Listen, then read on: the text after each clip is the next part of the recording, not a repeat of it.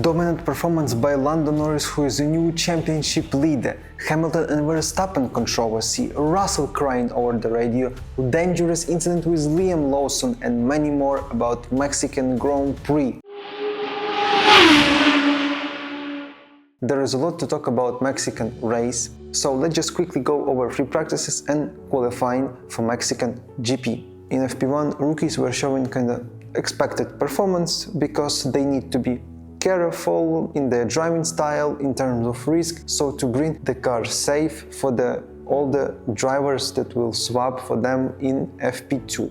But there was one who was faster than the regular driver, and it is Arvid Lindblad. Arvid had to be even more focused since he was in Max's car, which had some upgrades on it. So Arvid not only didn't crash it, however, he was faster than Yuki.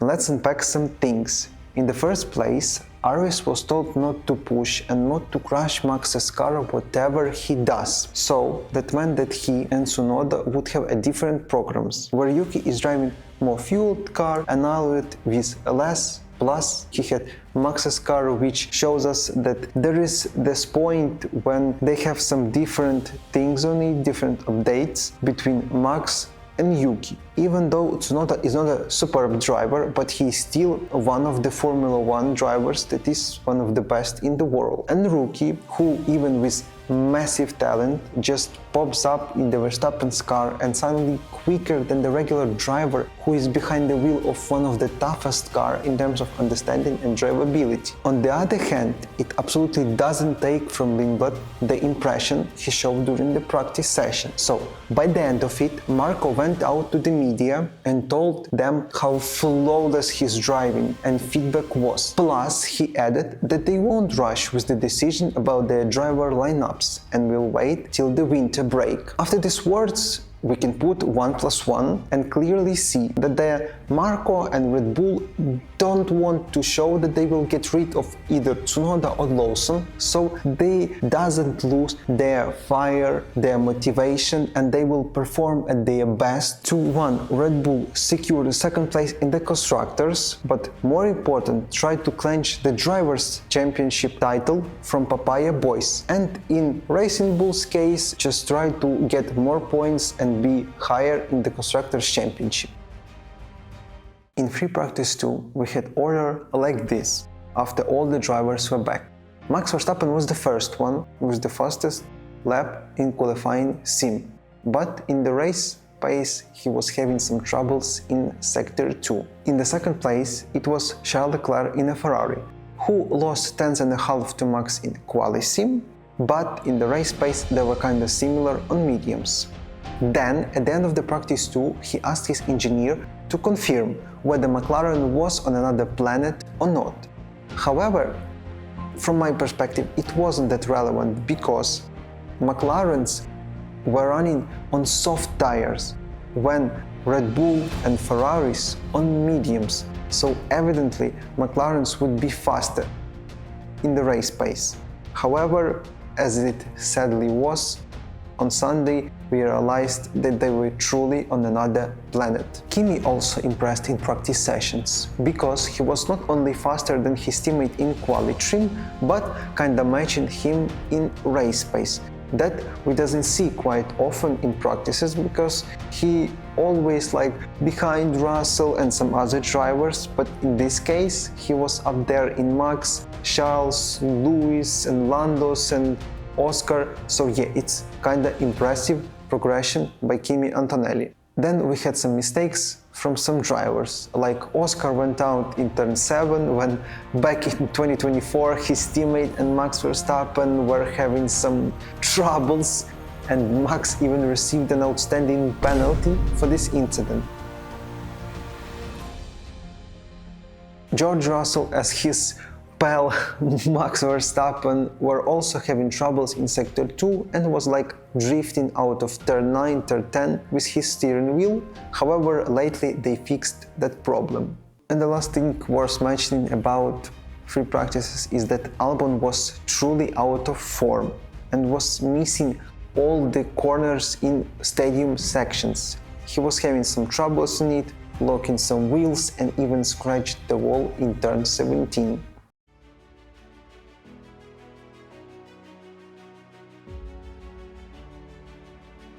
Now let's talk about qualifying.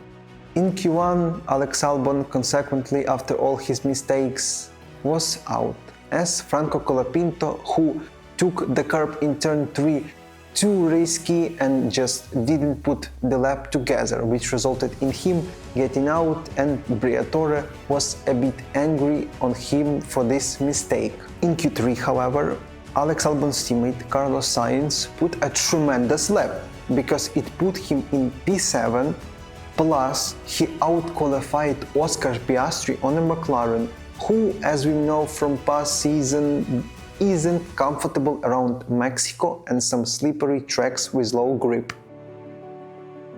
Then, when the first runs in Q3 came, Charles Leclerc showed us that Ferrari could potentially snatch pole from McLaren, because he out-qualified from his first lap Lando Norris and received a provisional pole position. However, on second run, McLaren put the lap together and showed us what potential they truly had.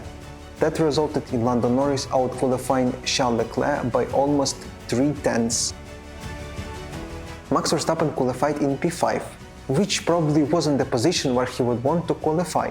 However, it was a clean side, so it gave him some opportunities and possibilities for a good slipstream that we saw on Sunday for turn 1. So, it's a lot to unfold in the race. I'll try to give you as much info as possible and even give some my points on some incidents, so I'll be waiting for your thoughts or maybe your arguments in comments. And here comes the race. Before the start, we had a positive situation for front runners who saved a brand new soft for the race, so to have an advantage in strategy. Speaking of which, we had again a Pirelli disaster class in picking tire compounds for the weekend, so it was again predicted one stop were hard, which was C2 was just horrible. It was a massive chaos after the start of the race, because Lando Norris saved his lead by cutting it to the inside. However, behind him was two Ferraris and Max. In Ferrari's case, Lewis Hamilton got to the inside and was a bit ahead of his teammate. That meant that he had a priority in this turn, so he continued on the racing line. However, as Leclerc was a bit on the outside, he had some sort of dirty part of the track. He tried to go to the corner, however, it resulted in him just cutting it through the grass. In this case, Ferrari probably first should have told Leclerc to swap position with Hamilton, but it would expose him to Max and George, plus get Norris a leeway in the lead. So we can say that in this case Leclerc got away, because stewards let drivers have these sort of things on lap 1 and do not punish some sort of the incidents. Then it was Max, who was the fourth car coming into turn 1. He was over the curb, which unsettled him a bit. Then he locked up and went over the grass, which he said by himself was rallying a bit. However, this could have resulted in some sort of a crash for him. However, he avoided it, then let some cars by and continued his race. So, in turn 1, Max Verstappen was rightfully not punished. However, in Ferrari's case, there are two sides. First, it's a turn 1 incident on lap 1, and we can know that there's massive things can happen. However, Leclerc just cut the corner, whereas in Piastri's case he had some sort of the same thing and tried to slow down so that he can make the corner, which resulted in him losing 2 positions. So Ferrari either should have said to swap the positions between the two drivers, or stewards should have punished Leclerc. What's your thoughts on this? As first lap went by, we've heard that Lawson need to swap his front wing as a result of turn 1 crash. So stewards put double yellow in turn 3, turn 2 chicane, so that Marshals could go and quickly take off the debris from the track. After they saw that on lap 3 Liam Lawson has speeded, they quickly said to Marshals that they shouldn't go on track. However, maybe there was some sort of miscommunication on some sort of disconnection, I don't know. But when Liam Lawson, even under double yellow flag, was going in turn 1, he saw 2 Marshals ahead of him, which could have been a massive incident, even with the double yellows and low speed for Formula 1, like 150-200 kilometers, even though it's really quick speed. However, it could have been such a disaster on the track, but thankfully it wasn't, and even Liam said some bad emotions over the radio that it could have been a massive crash. As we've come to lap 6, Lewis Hamilton was already told to do LICO, and if you know what is that, check my video where I explain it why teams do this in Mexico. So, by the lap 6, Verstappen was catching Hamilton, and in turn 1 he went deep, hit the curb. That unsettled his car and resulted in him hitting Hamilton in the process. We've had a case like this back in Barcelona, where Verstappen was versus Russell, and right now Verstappen wasn't over the control of his car. That should have been a penalty by the stewards, and from my perspective, stewards made a clear mistake not giving Verstappen a penalty for causing a collision. Now we come to turn 2. The mess that started in turn 1 spills all the way to turn 5. In turn 2, Hamilton had every right to keep his position because Verstappen lost control in turn 1 and Lewis does not force Verstappen off track. Verstappen took right side to keep his position and gain an advantage, whereas he shouldn't have tried keeping it at least 2 wheels on track in turn 2, turn 3 sections. So this should have been a penalty for Verstappen because stewards again made some sort of mistake. Then we came to turn 4, where Lewis locked up, trying to undo unfair advantage that Verstappen got. He goes off track, tried to follow the escape road that was there. However, from the helicopter point of view, it was too small to fit the F1 car on it. But hot tires and dirty tracks leave no grip for him, so he missed it. Then Lewis Hamilton tried to cross the grass because he wasn't fitting in this escape road, and that resulted in him gaining some advantage over Verstappen and Ollie, who was already behind Max. So as we've seen, Lewis wasn't slowing down. However, as we kinda tried to get deeper and deeper in this incident, Lewis did slow down a bit. However, because of a fight in turn 7 between Max and Ollie, the gap just went bigger and bigger for Max because he had some sort of fight, which probably took the gap and made it even bigger and bigger. So, if we observe this incident, either both cars should have been penalized, which is silly because it's racing, or judge that both cars abused some sort of rules, lost time, gain there, here and there. We just should have applied no penalty for both. However, they did that to Lewis, which ruined his race. After that incident between Hamilton and Max, Ollie was suddenly fighting Verstappen in turn 7, who is his hero, as he said by himself before the start of the weekend. Little did he know that during the race in Mexico he would be fighting his hero and showing some good progress in terms of racing. Haas were chasing their highest result, which is P4, where back in 2018 in Austria Grosjean finished. So it was down to Haas strategy and pit to secure this P4, which they did successfully. Lately, Max's engineer GP had a bit of mistake and left the radio on. Then we heard some discussion over the strategy for the Max. So after some time, Max said that he can hear everything and they turned it off. McLaren got a bit worse on their pit, which is alarming and questionable because the team that was dominating through most of the season right now is terrible in the pits. Lately in the race, Fernando was asked to let Stroll by, so he did that. Consequently, he did some sort of a drift at some low-speed corners and lately boxed to retire.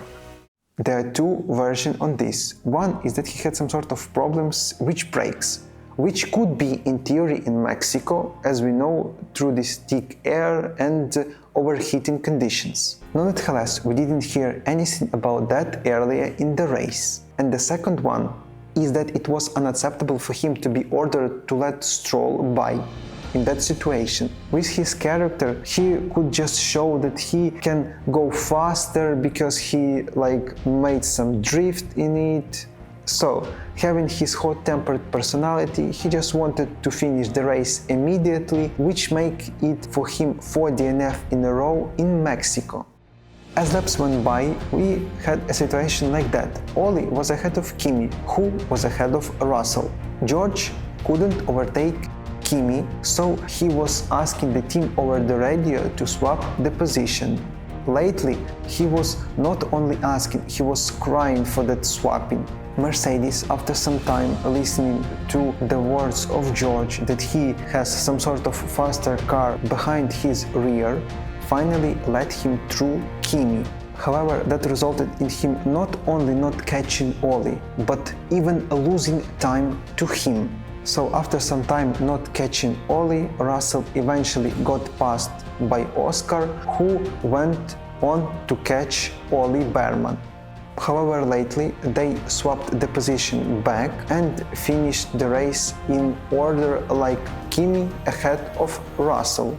Speaking of catching, in lap 45, Norris already had a gigantic gap to Leclerc in P2, which was at 20 seconds. In the meantime, Bortoleto was fighting his way up to the points and finished the race in P10, which gave Zaubers some positive results after this weekend.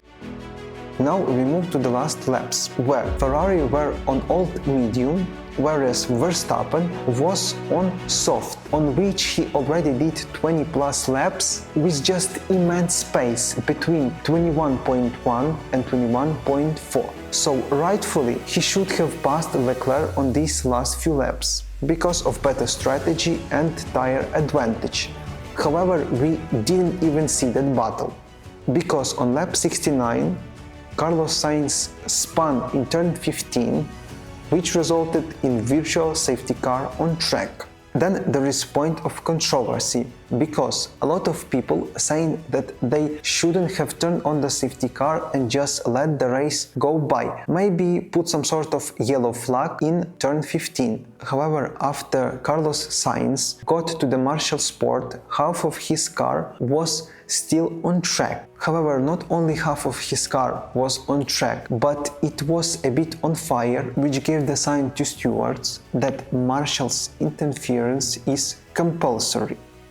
So some of them went out on track. And here are the points, because we've seen already some crashes where people and racing driver were in danger because of the not rightfully put maybe safety car or yellow flag or just maybe virtual safety car. And this is the same case where stewards didn't want to put in danger life of stewards and in drivers, because some of the drivers could have easily spun as Carlos Sainz or had some sort of issue with ERS deployment and could have easily harmed the Marshals or even resulted in some even bigger crash between two cars. Hence, after this incident with Sainz, I will stay behind the decision of stewards not letting the race continue and putting the virtual safety car in order to properly clean the Sainz car and then let safely continue the race.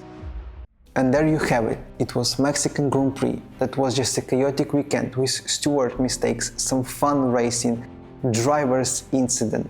So drop your thoughts in the comments on all of this situation. Stay tuned for the next video, hit like and subscribe to not miss any fun content, and I'll see you in the next one.